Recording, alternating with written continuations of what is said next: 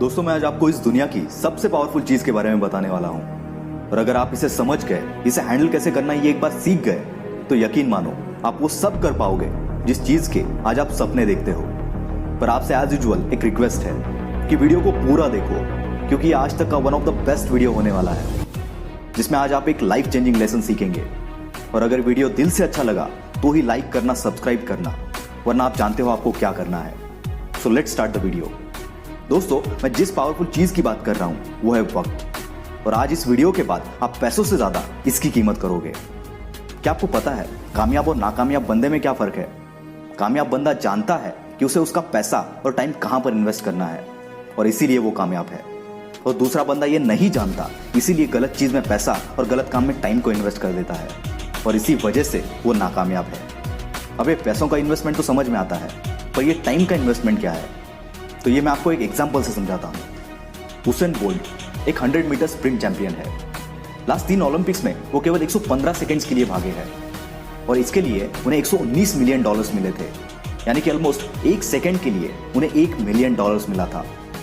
क्या बात है ना, 1 सेकंड में $1 मिलियन। और उस 115 सेकंड्स के लिए उन्होंने 20 साल तक खुद को ट्रेन किया था। ये 20 साल का वक्त उनका इन्वेस्टमेंट था। ये थी वक्त की इन्वेस्टमेंट। ऐसी एक स्टोरी है पिकासो की। एक दिन वो एक होटल में बैठे थे।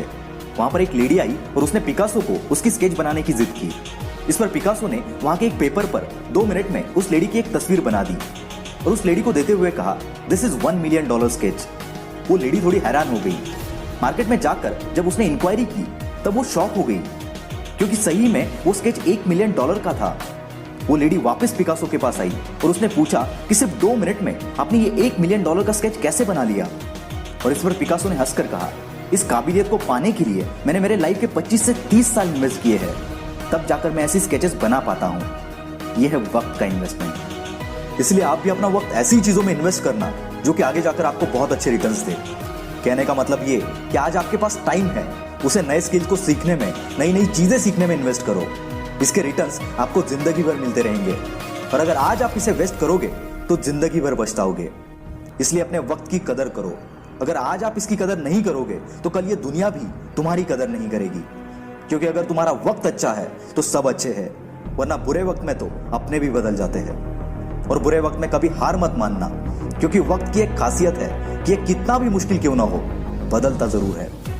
दोस्तों, हम हिस्ट्री में कुछ गिने चुने लोगों को ही जानते हैं, क्योंकि उन्होंने अपना टाइम इन्वेस्ट किया था, बाकियों की तरफ वेस्ट नहीं। शाहरुख खान, जो कि बॉलीवुड के सुपरस्टार है, इतनी ऊंचाई पर होने के बावजूद वो सिर्फ 4 घंटा सोते हैं और बाकी का पूरा टाइम वो काम करते रहते हैं।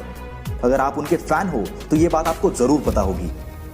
दोस्तों, मैं जब भी लोगों से मिलता हूं उनका हमेशा एक ही रोना होता है कि मंगेश भाई, करना तो बहुत कुछ है पर टाइम ही नहीं है।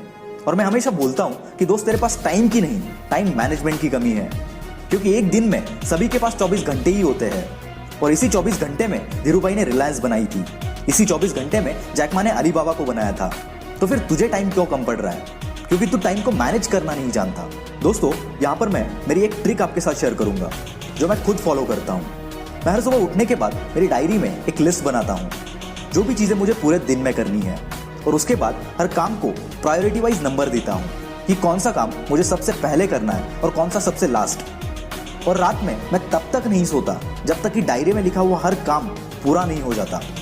इससे मेरे टाइम का प्रॉपर यूज होता है, और ऐसा कभी नहीं होता कि मेरे पास करने के लिए कुछ नहीं है, क्योंकि बहुत बार क्या करना है यही हम भूल जाते हैं। इसलिए हर काम को लिख कर रखना, इससे हर काम करने के लिए आपको सफिशिएंट टाइम मिलेगा और आपकी प्रोडक्टिविटी भी बढ़ेगी। इसे जरूर ट्राई करना, ये बहुत इफेक्टिव चीज है। दोस्तों, ये वक्त बहुत बड़ी चीज है।